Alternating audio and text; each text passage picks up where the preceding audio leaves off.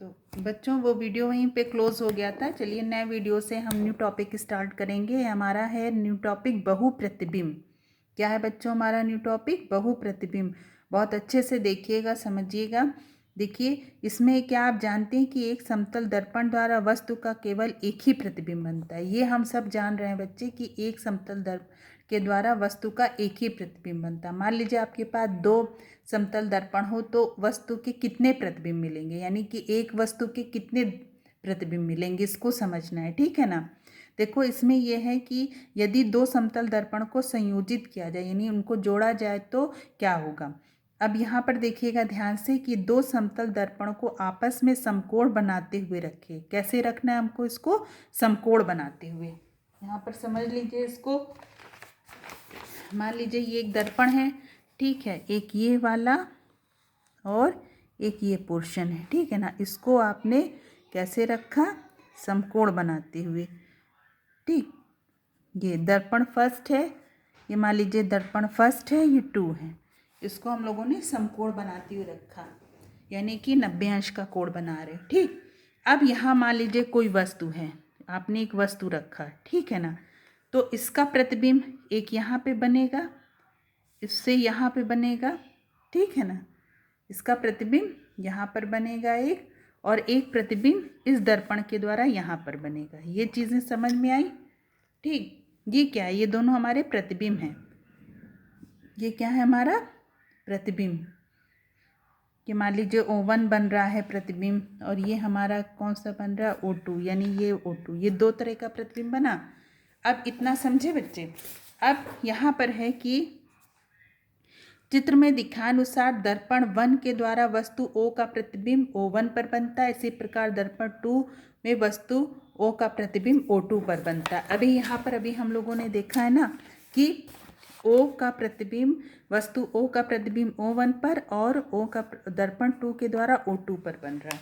ठीक, अब यहाँ पर है दर्पण फर्स्ट के द्वारा। अब ये दर्पण फर्स्ट है, ठीक है ना। दर्पण फर्स्ट के द्वारा दर्पण 2 का प्रतिबिंब, दर्पण 2 का प्रतिबिंब जो है दर्पण के पीछे बनता है।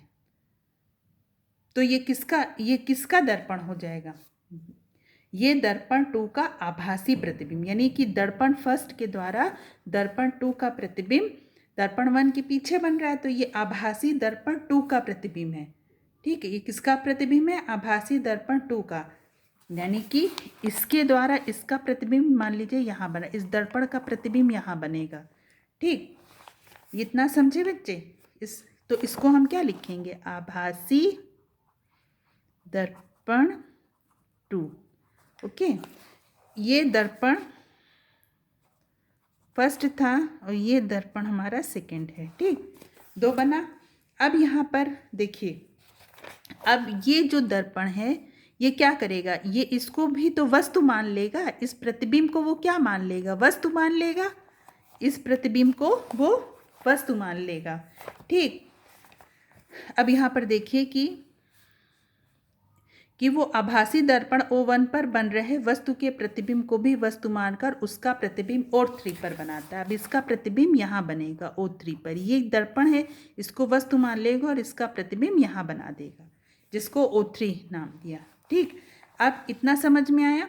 इसी प्रकार अब देखिएगा कि दर्पण 2, इसी प्रकार क्या दर्पण 2 द्वारा, अभी तो दर्पण 1 के द्वारा दर्पण 2 का आभासी दर्पण 2 प्राप्त हुआ। अब दर्पण 2 के द्वारा दर्पण 1 का आभासी दर्पण जो है वो दर्पण 1 आभासी दर्पण 2 के द्वारा बन रहे दर्पण 1 का आभासी प्रतिबिंब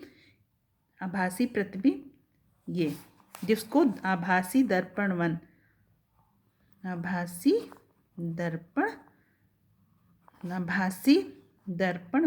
ठीक, अब ये आभासी जो दर्पण 1 है बच्चों, ये क्या करेगा? ये इसको क्या करेगा? आभासी दर्पण जो है वो इसी प्रकार दर्पण 2 द्वारा बन रहे दर्पण 1 का आभासी प्रतिबिंब द्वारा आभासी वस्तु O2 का प्रतिबिंब भी। अब ये इसको जो ये जो वस्तु है इसका प्रतिबिंब यहाँ बन रहा। अब ये दर्पण इसको वस्तु मानकर इसका भी प्रतिबिंब यही बनाएगा O3 पर, यानी इसका प्रतिबिंब ये जो दर्पण है इसको वस्तु मान लेगा और इसका प्रतिबिंब यहाँ बनाएगा। अब इसी तरीके से ये दर्पण इसको वस्तु मानकर इसका प्रतिबिंब भी इधर ही बनाएगा, यानी इसको वस्तु मान रहा है ये और इसको वस्तु मान रहा है ये। तो यानी कि कुल कितने प्रतिबिंब मिल रहे हैं, देखिए 1, 2 और 3, यानी कि 2 दर्पण को जब आपने 90 अंश पर जोड़ा तो एक वस्तु के कितने प्रतिबिंब प्राप्त हुए बच्चों आपको? 3, 1, 2 और 3। समझ गए होंगे अब आप लोग। 3 प्राप्त है, अर्थात किसी वस्तु का प्रतिबिंब आभासी वस्तु की तरह कार्य करता है। यदि अब आप देख रहे होंगे कि ये दो लंबवत दर्पण के मध्य रखे किसी वस्तु के कुल 3 प्रतिबिंब बनते हैं। अर्थात किसी वस्तु का प्रतिबिंब, यानी कि किसी भी वस्तु का जो प्रतिबिंब, इसका प्रतिबिंब ये, इसका प्रतिबिंब ये, तो ये दोनों किसकी तरह कार्य कर रहे हैं? वस्तु की तरह। तो वस्तु की तरह कार्य करते हैं तो इस ये भी वस्तु का प्रतिबिंब ऑफ 3 पर मिला, इसका भी प्रतिबिंब ऑफ 3 पर मिला। तो कुल कितने प्रतिबिंब मिल रहे हैं बच्चों इमेज हमको? 3। तो जिसका हम आभासी प्रतिबिंब प्राप्त कर सकते हैं। क्लाइडोस्कोप भी जो है इसी सिद्धांत पर आधारित है। अब दर्पणों को आपस में देखिए 30 अंश, अभी 90 पे देखा था तो बच्चे 3 प्रतिबिंब मिले। अगर आप इसको 30 अंश पर कर लें, 45 पर करें, 60 पर करें, 120 पर करें, 180 पर करें, आदि कोण बनाते और संयोजित करें तो प्रत्येक प्रकरण में वस्तु के कितने प्रतिबिंब बनते हैं, इसको आपको हमें बताना है। देखिए इसके लिए एक फार्मूला है, या आप बहुत आराम से इसको निकाल लेंगे।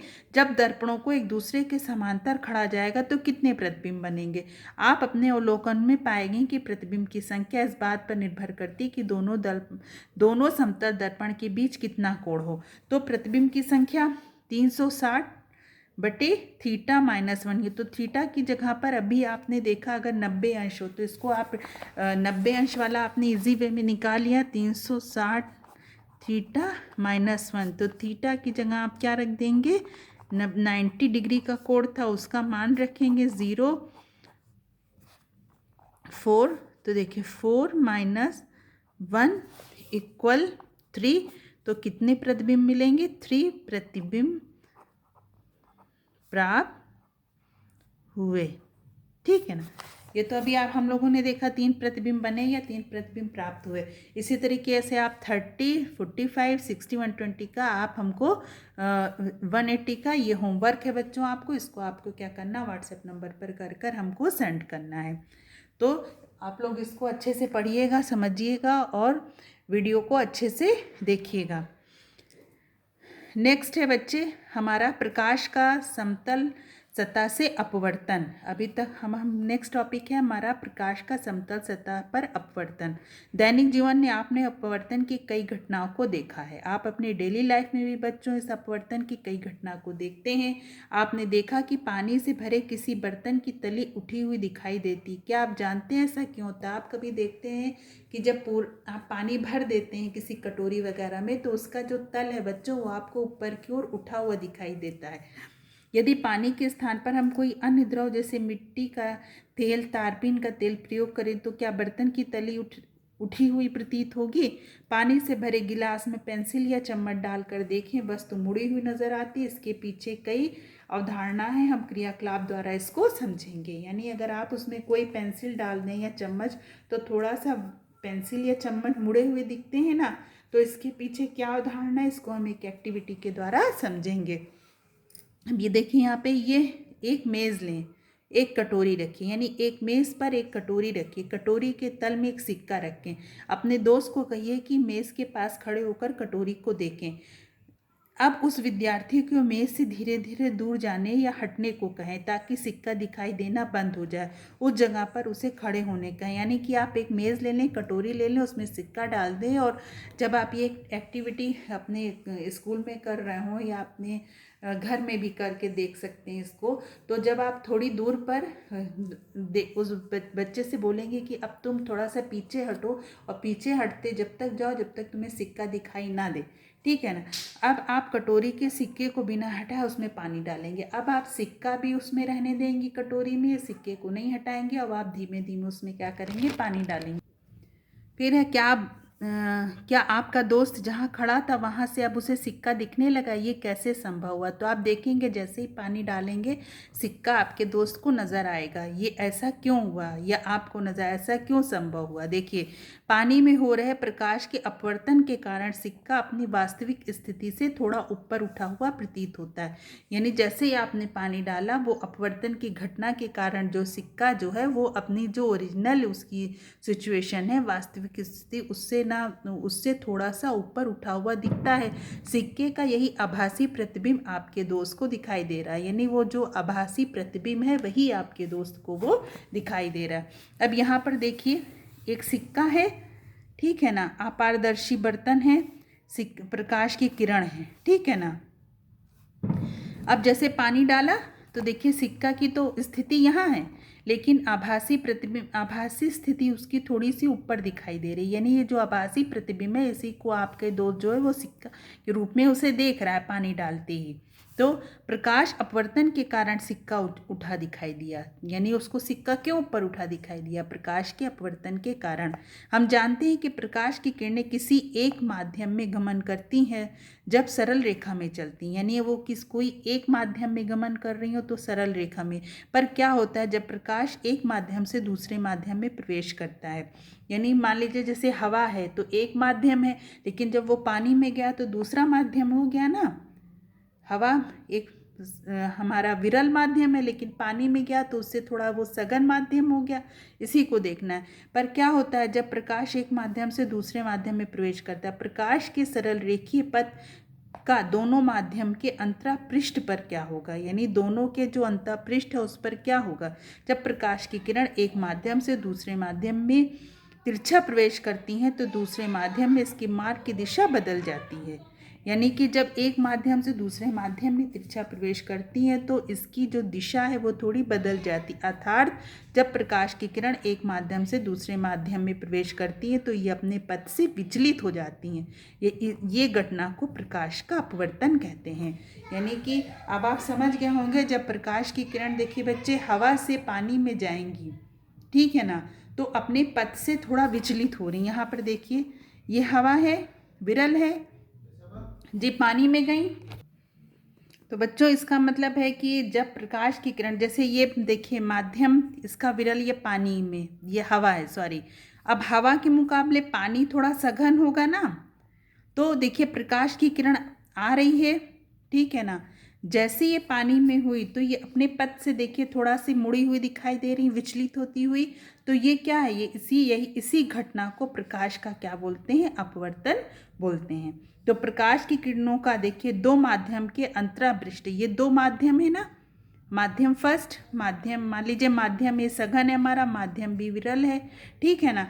अब प्रकाश की किरणों का दो माध्यम के अंतरापृष्ठ पर चाल बदलना और सरल रेखा में मुड़ना ही अपवर्तन कहलाता है। क्या कहलाता है? अपवर्तन। प्रकाश की किरण यदि समतल सतह पर अभिलंबवत प्रवेश कर रही तो उसकी दिशा अपवर्तन, अभिलंबवत प्रवेश कर रही हैं तो उसकी दिशा में अपवर्तन के पश्चात कोई परिवर्तन नहीं होता। अगर वो अभिलंबवत प्रवेश कर रही हैं, देखिए यहाँ पर फर्स्ट है परिवर्तित किरण, अपरिवर्तित किरण विरल से सघन माध्यम में जाते समय अभिलंब की ओर मुड़ जाना, ये है। दूसरा देखिए है अपवर्तित किरण विरल से सघन माध्यम में जाते समय अभिलंब की ओर मुड़ जाना। ये देखिए अभिलंब की ओर मुड़ रही है, यानी झुक रही है। दूसरा देखिएगा अपवर्तित किरण सघन से विरल माध्यम के जाते समय अभिलंब से दूर हट जाना। ये थोड़ा सा दूर हट रही ना, ये क्या करिए, इससे ये दूर हट रही है। तो जब प्रकाश की किरण विरल माध्यम से सघन माध्यम में प्रवेश करती हैं तो अपवर्तित किरणें दोनों माध्यम के अंतःपृष्ठ पर बने अभिलंब की ओर मुड़ जाती हैं। यानी कि जब प्रकाश की किरण विरल से सघन माध्यम में प्रवेश करती तो अपवर्तित किरण दोनों माध्यम के अंतःपृष्ठ, ये दो माध्यम है ना, विरल माध्यम और सघन, इसके अंतःपृष्ठ पर बने अभिलंब की ओर मुड़ जाती या झुक जाती। क्या आप बता सकते हैं अपवर्तित किरण सघन माध्यम से विरल माध्यम के जाते समय अभिलंब की ओर मुड़ेंगी या उससे दूर जाएंगी? अब यहाँ पर देखिएगा, अगर वो सघन विरल से सघन में जा रही हैं तो अभिलंब की ओर झुक रही यानी मुड़ रही, लेकिन अगर वो सघन से विरल में आएंगी तो अभिलंब से दूर हट जाएंगी। तो आप ये भी बता सकते हैं कि हाँ ये इससे दूर हट रही हैं। तो अपवर्तित किरण द्वारा अभिलंब पे बने कोण का आपतन कोण यानी कोणाई व अपवर्तित किरण के द्वारा लंब से बने कोण का अपवर्तन कोण कहते हैं। यानी कि एक हमारा आपतन कोण होगा कोणाई और कोण ये अपवर्तन कोण होगा कोणार। क्या आप बता सकते हैं सघन माध्यम से विरल माध्यम के समय जब प्रकाश की किरण द्वारा बने कोणाई व कोणा में कौन सा कोण बड़ा होगा? अब आप इसमें बताएंगे कि जब वो सघन से विरल माध्यम में जाएगी तो कौन सा कोण बना हो बड़ा? तो कोण आर बड़ा होगा हमारा, क्योंकि वो अभिलंब से दूर है। ठीक, चित्र बा यानी आ माध्यम ए माध्यम बी की तुलना में अधिक सघन है तो माध्यम बी में प्रकाश की चाल यानी कि V2 माध्यम ए में प्रकाश की चाल V1 से अधिक होगी। यानी कि आप देखेंगे कि माध्यम ए जो है वो माध्यम बी की तुलना में अधिक सघन है। तो माध्यम ए हमारा क्या है? पानी है, और माध्यम बी हमारा क्या है? हवा है। तो यानी कि पानी ज़्यादा सघन है हवा के मुकाबले, तो माध्यम बी में प्रकाश की चाल यानी V2 माध्यम ए में प्रकाश की चाल से अधिक होगी। तो यानी कि हवा में प्रकाश की चाल अधिक होगी। किसके कंपेयर में बच्चों? पानी के कंपेयर में। तो इसको फिर से आप लोग अच्छे से पढ़िएगा, समझिएगा। मैं यहीं तक वीडियो को पढ़ा रही हूँ। आगे बच्चे आगे नेक्स्ट वीडियो में आगे से आगे आप लोगों को पढ़ाएंगे। ओके बच्चों, टेक केयर, बाय बाय।